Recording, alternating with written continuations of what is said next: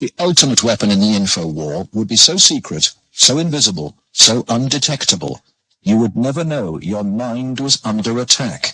At Laurentian University in Ontario, Canada, a young student is about to undergo one of the strangest experiences of her life. They're hooking Denise's brain up to an electroencephalograph, or EEG machine, for 30 to 40 minutes. This will monitor her brainwaves.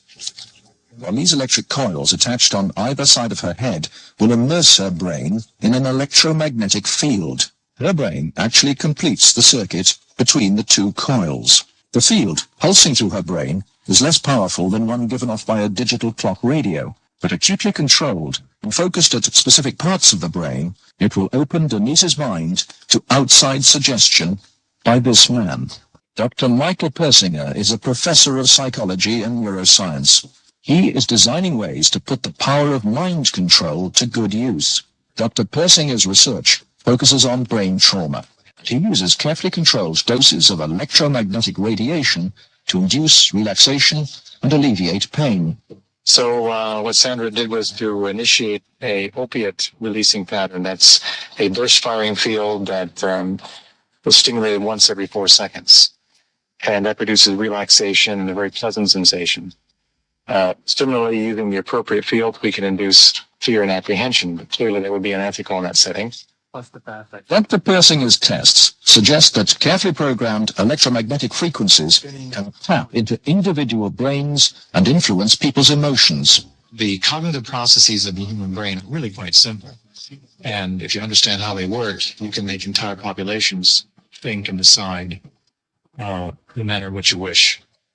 Many experts are skeptical of such an Orwellian scenario, but Persinger thinks the implications are chillingly real. Suppose you generate a field that produces fear, fundamental fear, in large numbers of people. And then over the television, more traditional way, you say, the reason we're having this fear is because of this particular group. And now you start to move the population believing in a direction that you wish. To influence 250 million people, the equivalent of the entire population of the United States, may not be that difficult. According to Dr. Persinger, we already have the technology, satellites and television, and radio transmitters. Mind control may already be happening. We know the mysterious PSYOPs plane can beam persuasive sounds and pictures into people's television sets. Will it someday beam disturbing frequencies directly into the mind? Mind control will be the ultimate non-lethal weapon. The research is led by Dr. Michael Persinger. Basically, at any given time, all experience is due to those portions of the brain that are most metabolically active. If we can simulate that by applying complex, meaningful magnetic fields to the brain, we can also induce those experiences. If you stimulate the deep portions of the temporal lobe, so you can get very, very vivid imagery, and the emotional commitment or the emotional sensation that something is profound, real, cosmically real, and personally significant. These experiences are so strong, they're utterly real for the person who has them.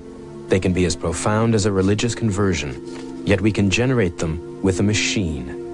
These mind games are beginning to shed their secrets. The scientist becomes the shaman. But where are the limits? What else can people be made to believe?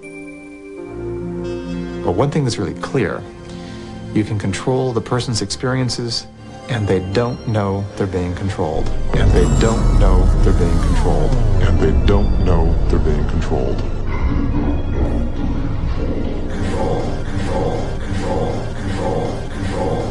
Science. You don't know science. I know science.